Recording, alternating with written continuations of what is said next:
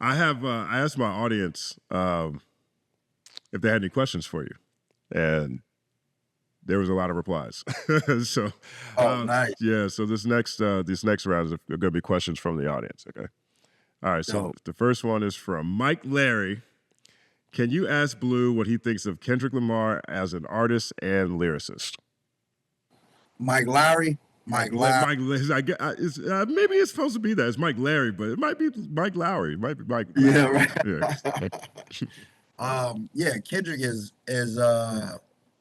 one of the greatest of all time, easily. You know, especially on the West Coast. You know, for me personally, he has an album in my top 10 West Coast albums. You know what I'm saying? So he's definitely up there for me. You know what I mean? He's in my top 10 West Coast artists. You know what I mean?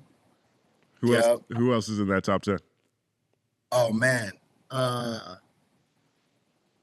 Ice Cube at the top, you know what I'm saying? Tupac, Planet Asia, Micah 9, Corrupt, Razzcast, Kendrick. You know what I mean? Right. You know, Crooked. You know what I mean? That's got to be kind of crazy how many of those. Ice-T though too. Ice-T. You know what I mean? MC8. You know what I'm saying? Does it ever feel kind of surreal that you could look back at your career and you work with? It sounds like most of those people you've worked with at different points. Yeah, man, that's super amazing to me, man. You know what I mean? Super motivating too, to like, you know what I mean, to step up and embrace that role. You know what I mean? Word up. Try to be like one of the OGs myself. You know. It's our turn. It's our turn to be OGs now. They still here though. They're gonna be like, hold up. Right. I had an OG text me the other day because I was there was a story I was a part of that he saw across his timeline. He was like, if you're an OG, what does that make me? You know what I'm saying? Yeah, right. Writer I looked up to, which is so. This one is from Roosh Williams. He says, he said, it would be interesting to hear about the general headspace and place in life each of you were in writing the songs and making the music for Below the Heavens. Ooh. Below the Heavens, I was in a I felt very pressured, you know what I mean? But once I started working with Exile on the album, a lot of that pressure was alleviated. You know what I mean? It was me trying to find a sound, trying to find a way in. You know, it was my debut, and you know, after about a year of working on the record, I decided to go with Exile for the entire record. You know what I mean? And I think that was the best decision. You know, definitely made it easier on me, and but the pressure was still there to break through. So it was just a lot of pressure to get heard. You know what I mean? Where were you in life? You didn't have any kids yet, I don't think you're rapping about that. No, I was sleeping on studio floors back then, you know what I mean? Really in it, you know what I mean? Really nowhere else but in it, you know? You know, you wake up in the studio, first thing you do is get to work, you know what I mean? So, yeah, I was working on 3 albums at once back then, you know? Johnson, Crass, and Below the Heavens, you know what I mean? That song, wow, still, wow for a solid, I'd have to say for like a solid 18 months, wow. A solid 18 months at 2 different points in my life, because in New York, I had it in this place and here too. I had it as my alarm clock in the morning. Wow, just waking up from a long night. That was my alarm clock for a while. Oh, man. That song, wow. Oh, wait. Wow, just waking up from a, I love that joint. Yeah. 9-second applause. That's hard. X, where were you where were you in life when you made Below the Heavens? Man, I had just walked into a record label, and I was like, sign me. It was the Ubiquity, and it was the guy that I was talking to was Mainframe from Johnson & Johnson, and he was like, oh, He's like, I got a label cooking that's better. Why don't you know, come fuck with me? And we started putting out some records on Sound and Color, and we started working on my producer like compilation album, Dirty Science. And then you know, Aloe had. We were working with these guys called the Science Project, who were putting together a label with Eminon, their music, an artist named Miguel, and an artist named Blu. And it didn't pan out, but made it so Aloe finally met Blu, and he introduced me to him. And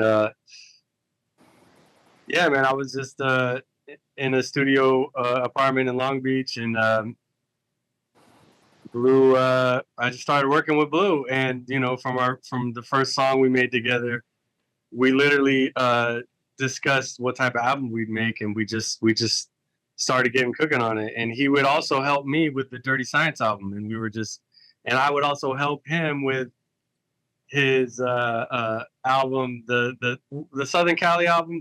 What was that called, Blu? Oh, California Soul. California Soul. I was helping him with that too, and yeah, it just was that young energy of us like being locked in the studio, smoking weed, drinking beer, making music, doing scratches, taking mushrooms, fucking geeking out on music, and keeping that energy going in through the music that we were making, and just trying to decide whether we had a classic on our hands or not, and going back and forth from that until we finally released it, and it got leaked in OK Player telling us we had a classic. That's actually the next question. The next question that someone had, they said, when did they know they made a classic? And when making Below the Heavens, how did they measure the metrics of success of the project in the blog era? Yeah, for me, like X was saying, was the album dropped in 2007, but the album leaked 1 year before the summer of 2006. And the album leaked while we were on tour. We were circling the nation. We were in Texas, found out the album leaked. By the time we got to Florida and the rest of the dates for the rest of the tour, circling the states, everybody knew the words to everything we were dropping. And we were debuting the music for the first time, and not even halfway through the tour, everybody picks up on it. You know what I mean? So we're like no longer debuting the music, we're just performing it for people. And that for me was the start of success and the start of a classic, you know, feeling like this was a classic with Below the Heavens. You know, for me, it was a year before it dropped, and it still continues to show me how classic it is, you know, to this day. That's got to be surreal. The album's not out and everybody knows the words. Come on, man. Come on. We went to Europe with it like it was just cracking. You know what I mean? It wasn't even out. You know? When we performed in London, London was off the hook. Our first show in London, man. I felt like Public Enemy. So were you guys, was there any part of you that was upset about it leaking?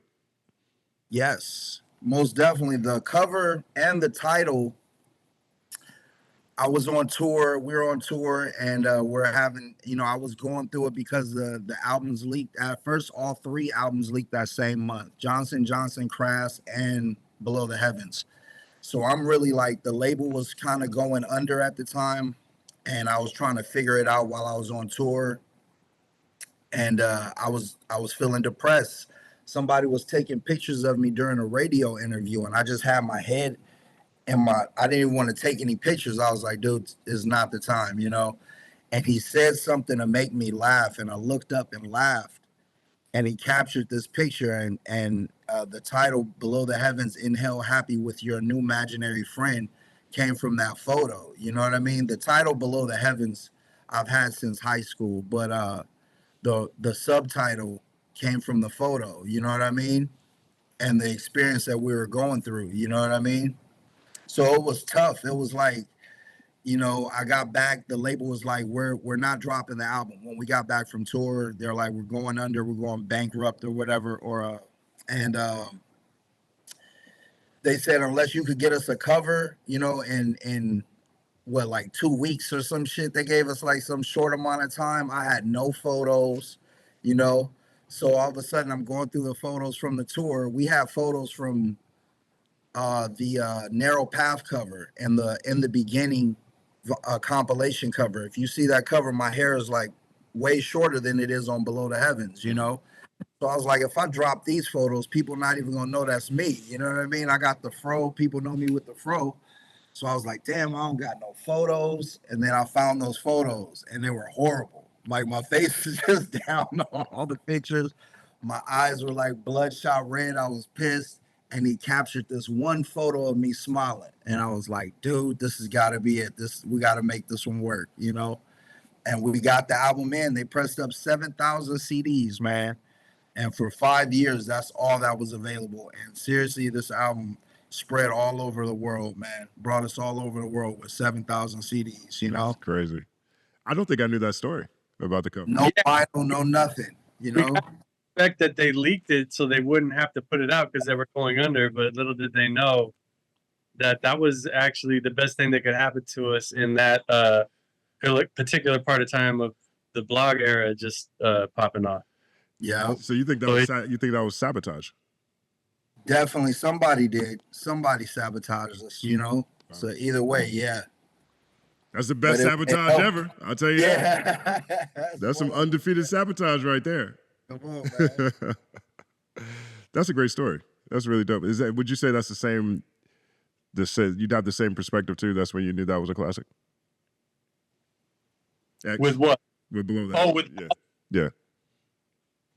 I mean, we would have literal conversations about, I think it's a classic, and then there'd be times like, nah, I don't know, man. You know, we get down on it because we were just waiting for so long to have it drop. But yeah, I guess definitely once we heard people singing along to it in the audience before the album even dropped, we started feeling like that. And I think I really knew it like when we did that show in London, like that was kind of it for me too, man. Like it was live, man. It was live.